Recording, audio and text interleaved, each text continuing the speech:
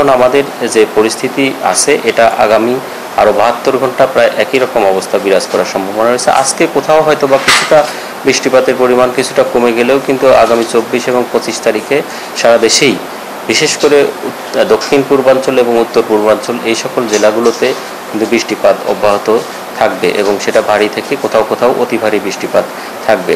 তাতে শেষে সারমর্ম একটাই যে আগামী 72 ঘন্টায় বৃষ্টিপাতের যে পরিমাণ আমাদের দক্ষিণ পূর্বাঞ্চল এবং উত্তর পূর্বাঞ্চলে আছে সেইটা কিন্তু খুব বেশি কমার সম্ভাবনা নাই। তাহলে তো আমাদের বন্যা পরিস্থিতিতে উন্নতি হবে না? হ্যাঁ, সেটা আমরা বলেছি যে আমাদের দেখেন যে দেশের যে নদীগুলো নদ নদীগুলোর উৎপত্তিস্থল কিন্তু সকল উত্তর পূর্বাঞ্চল বা বিশেষ করে মেঘালয় বা ত্রিপুরা এই দিক থেকে এর উৎপত্তিস্থল। সেই উৎপত্তিস্থলে বা ক্যাচমেন্ট এরিয়ায় কিন্তু ভারী থেকে ভারী বৃষ্টিপাত অব্যাহত রয়েছে, সেই সাথে আমাদের দেশের উপরেও অব্যাহত রয়েছে, যার কারণে কিন্তু পানির এখন যে অবস্থা রয়েছে সেটা কিন্তু হ্রাস পাওয়ার তেমন সম্ভাবনা নাই। 72 ঘন্টা পরে বিশেষ করে 26 তারিখের পরে সারা দেশে হয়তো বৃষ্টিপাতের এখন যে ট্রেন্ড রয়েছে সেটা হয়তো বা কিছুটা হ্রাস পেতে পারে। তখন হয়তো বা এখনকার যে পরিস্থিতি বিভিন্ন নদ নদীর পানি যে বেশি রয়েছে সেটা হয়তো বা হ্রাস পেতে পারে। বেশি পাকা টমেটো আর সিক্রেট রেসিপির কম্বিনেশনে তৈরি প্রাণ সসের বস। এলাকা কুমিল্লা, আমরা দেখেছি ফেনী, এসব এলাকায় এখনো পর্যন্ত কত মিলিমিটার বৃষ্টিপাত আসলে রেকর্ড করা হয়েছে? এটা কিন্তু মুখ্য বিষয় বন্যার জন্য।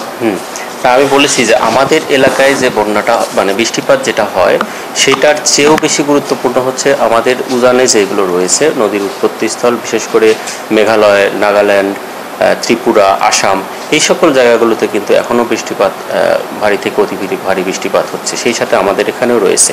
তো আমাদের আজকে সকাল 6টা পর্যন্ত, গতকাল সকাল 6টা থেকে কক্সবাজারে 151 মিলিমিটার বৃষ্টিপাত হয়েছে এবং চট্টগ্রামে 143 মিলিমিটার এবং রাঙ্গামাটিতে 97 মিলিমিটার এবং রামগতি বিশেষ করে সীতাকুণ্ডও 90 মিলিমিটার। তো তাতে আমাদের 88 মিলিমিটার পর্যন্ত আমরা ভারী বৃষ্টিপাত বলি, এর বেশি হলে অতি ভারী বৃষ্টি। সে কারণে এই সকল জায়গাগুলোতে আপনার আগামী আরও 72 ঘন্টা কিন্তু বিচ্ছিন্নভাবে কোথাও কোথাও কিন্তু এইভাবে ভারী থেকে অতি ভারী বৃষ্টিপাত থাকবে। আজকের অবস্থা কি, সার্বিক পরিস্থিতি কি মনে হচ্ছে? আজকে কি গত পূর্বের কয়েকদিনের থেকে বেশি পরিমাণে বৃষ্টিপাত হতে পারে?